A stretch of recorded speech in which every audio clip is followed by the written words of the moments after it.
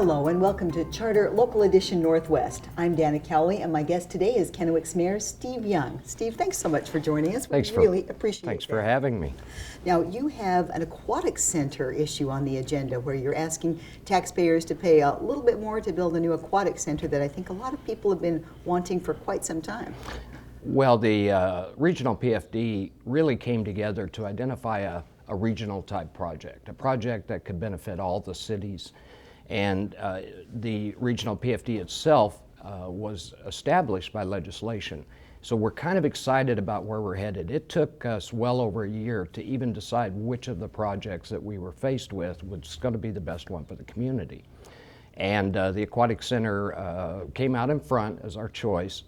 Then we began the tough job of determining how we were going to get there, how much money it was going to take, what's it going to look like. Finally, we have to get it to the voters this year. It's going to be a great project for the Tri-Cities, a great project. And just briefly describe to us what it will have for visitors. Generally speaking, what we'll have is a 25-meter competition pool, enclosed. It'll also have a diving pool. That will provide for many of the swimming programs to have a competition section for them, a time each year where they can have their competition. But in addition to that, we're going to have the water slides, the wave pool, and many of those other things that we really enjoyed during the 4 or 5 months of summer we have here.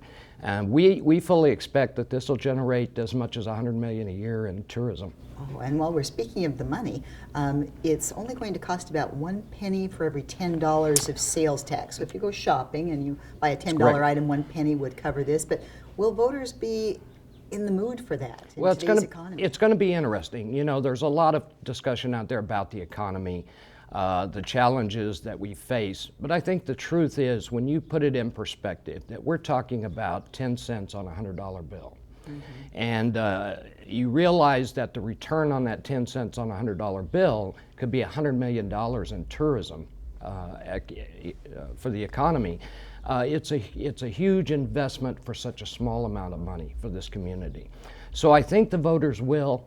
It'll be interesting to see how well that gets marketed, how well the community responds to such a small increase in sales tax. So it's going to be an interesting year for us. Well, while we're speaking about the economy, Kennewick is the biggest of the 3 cities in the Tri-Cities, and the economy's been stable for quite some time, but things in the federal government might be looking a little more stagnant. What are the city's plans to compensate for any slide or downturn in that department? Well, as you know, the city of Kennewick for many, many decades was considered the bedroom community that supported the Hanford site. We've moved away from that over the last 5, 6 years, and we no longer focus our growth on the Hanford dollar. Although it's welcome and we appreciate it, we're moving out beyond that, and our fastest growing industry now is both education and medical.